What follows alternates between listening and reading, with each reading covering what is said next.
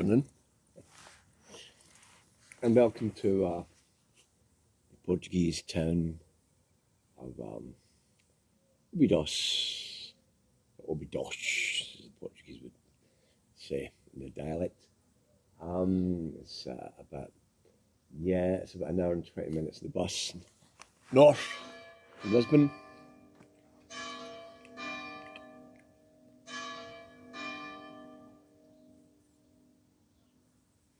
And it's rush hour.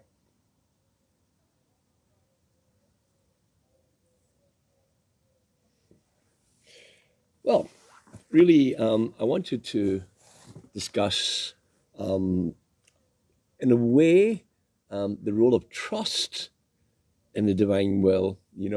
People who may be familiar with divine mercy, for example. You see this image here, hopefully, you can see. Right, Jesus, I trust in you. Okay, there it is. Jesus, I trust in you.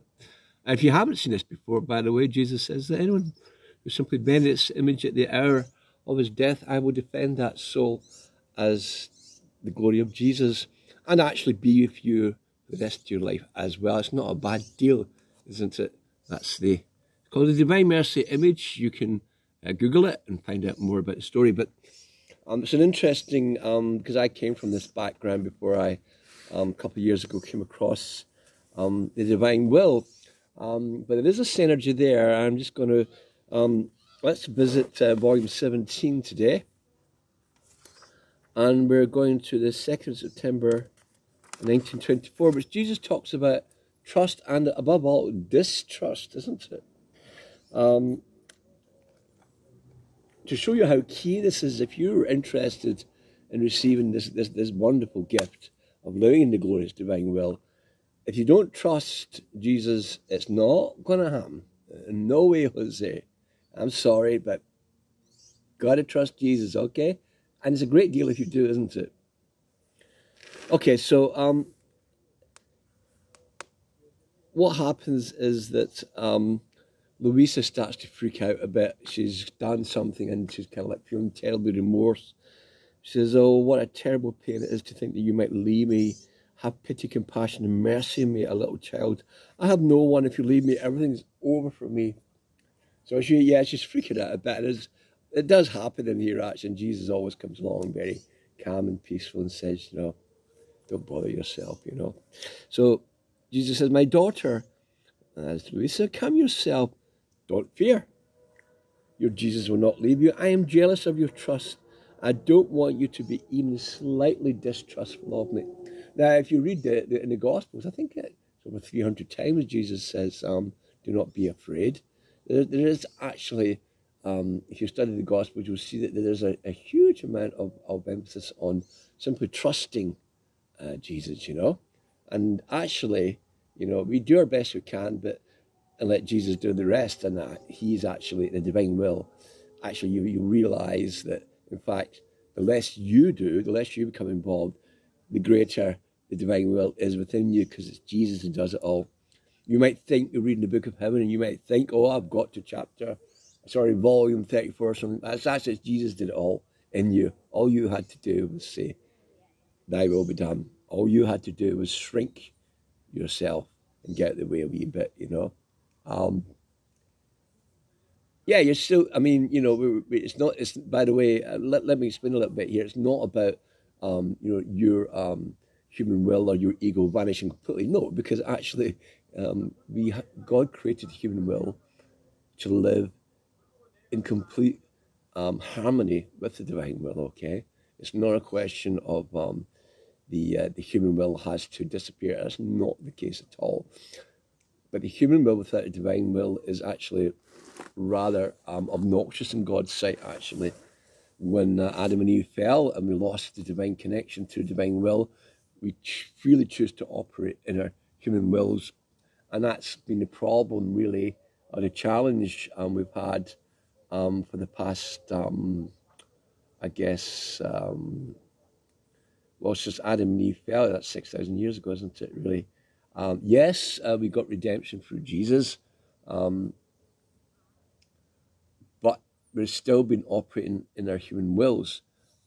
Yes, we get graces through prayers and such like, but still it's the human will that's operating there. And Jesus does talk about this at great length, actually, in the Book of Heaven.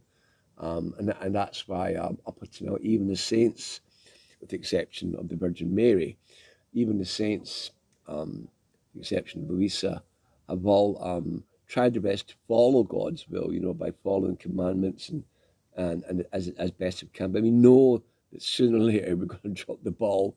We see sometimes a ridiculous human will just jumps right in there, right? And upends everything. Yeah, that's because, we're not operating, we're not living in divine will up until Louisa, and we have this gift available now, thanks to her, really, thanks to Mary, and of course, thanks to Jesus, right? So,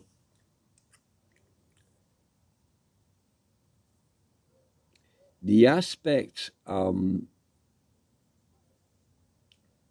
live in a divine will, not following God's will, living by God's commandments, as the saints have tried to pass 2,000 years to varying degrees of success, but none of them actually lived in the divine will. Louisa is the firstborn.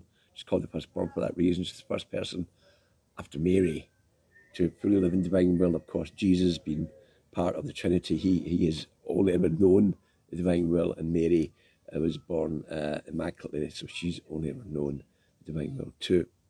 Louisa was born into mortal sin like us, and through her heroic martyrdom and for Jesus' divine will, she is the first person we can say, according to Jesus, fully lives in divine will. So here Jesus is teaching Louisa and us the importance of trusting Jesus, because he does the sanctification, he does the redemption. All these are divine operations. I can't resurrect myself. I don't know about you. It'd be a good party trick if you can. But I do trust that Jesus will do that, I trust in all his promises.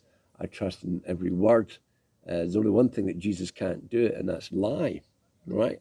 So I really do, thanks to the teachings of St. Faustina and Divine Mercy, it did cultivate this aspect of me, especially when things are going badly or you're starting to lose a plot a bit, or, things happen and you think, oh dear, Jesus, I trust in you.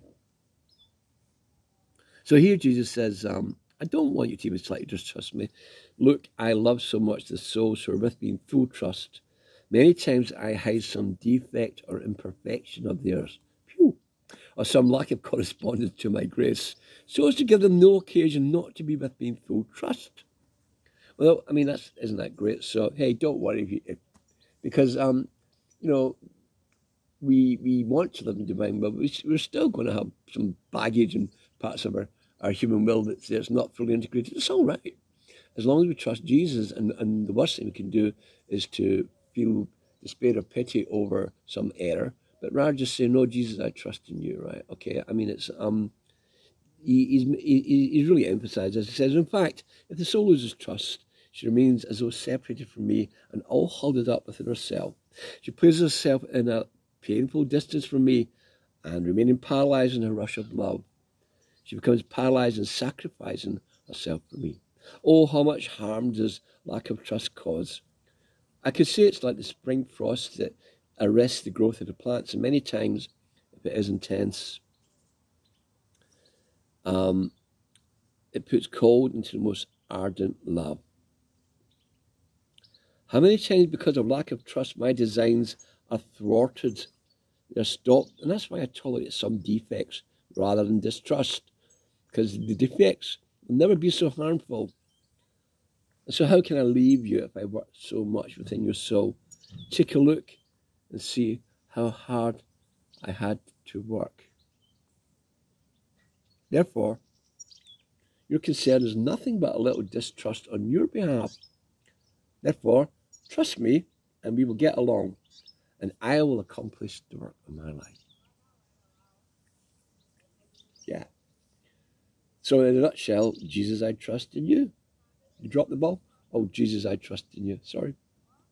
But as I said, you must never lose trust. And that will stand you very well if you want to avail yourself of this abundant life of living the divine will that is now an offer for those who want it. You know, really, first and foremost, you must desire it, and let Jesus do all the work. You know, I mean, that's it's thy will be done on earth as it is in heaven. It's not my will be done anymore. Um, and yeah, Jesus, I trust in you.